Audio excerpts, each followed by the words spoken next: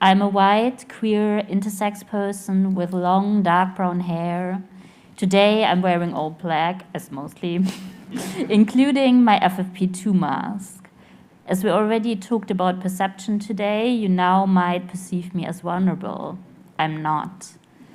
On the contrary, it's the decision of most of you to not wear a mask today that makes me 20 times more vulnerable in this space.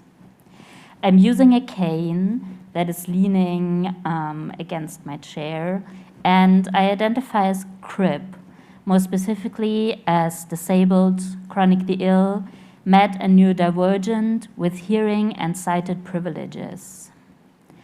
I was invited to share my thoughts with you in the form of a provocation.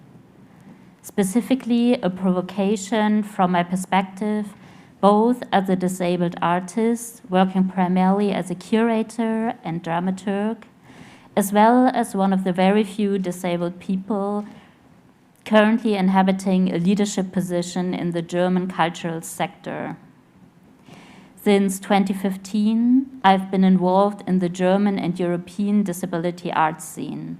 Right now, I'm co-leading Making a Difference, a Berlin-based network supporting disabled, deaf, and chronically ill artists.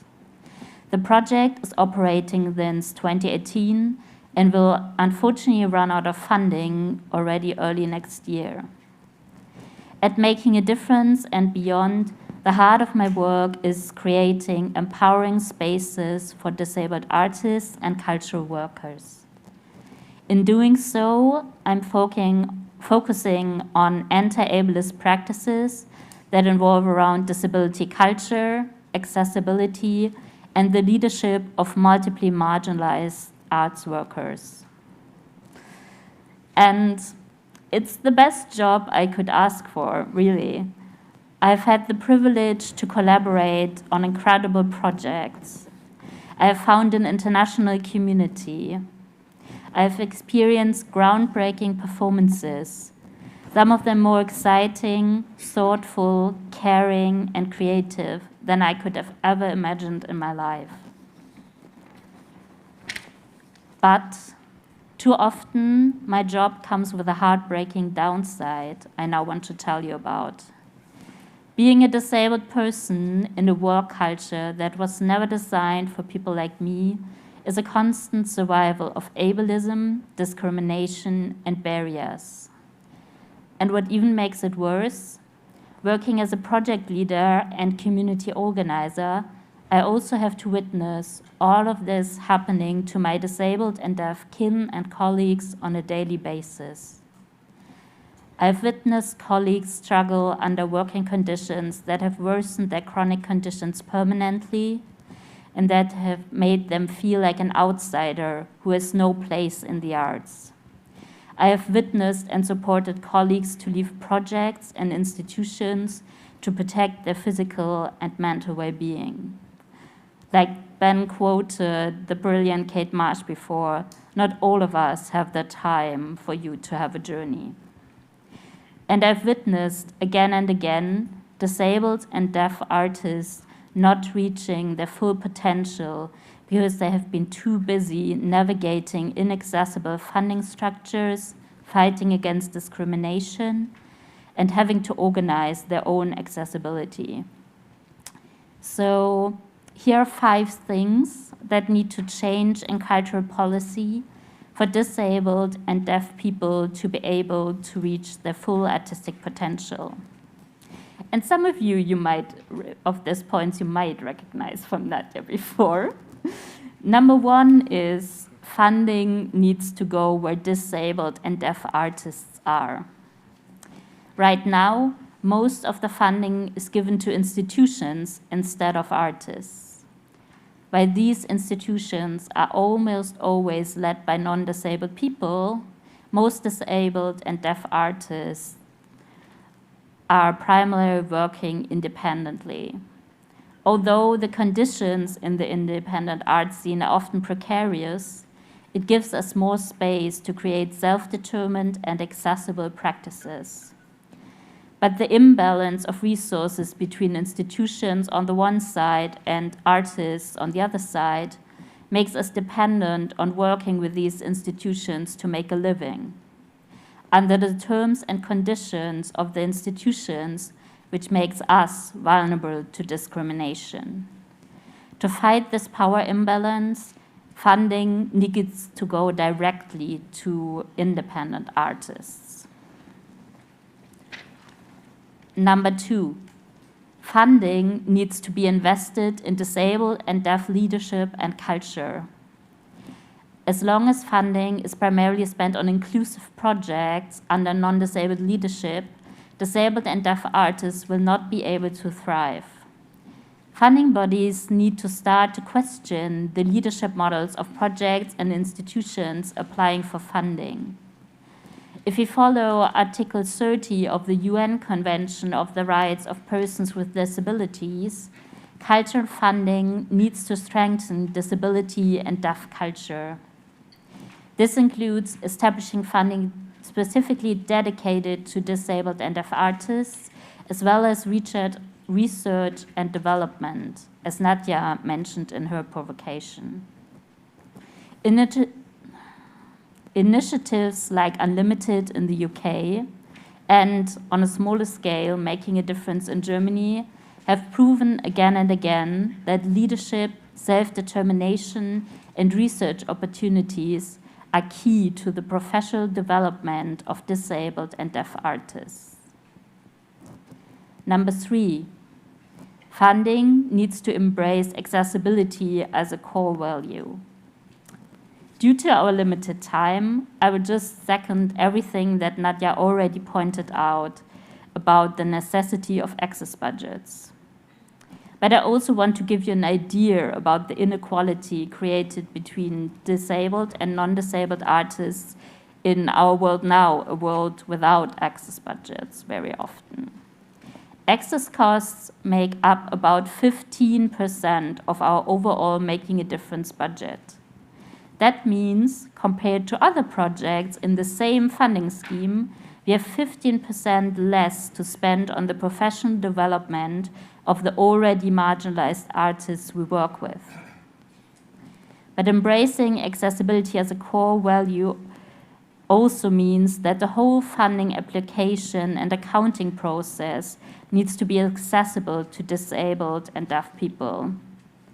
Not being able to access funding independently is one of the major obstacles we face in developing our careers.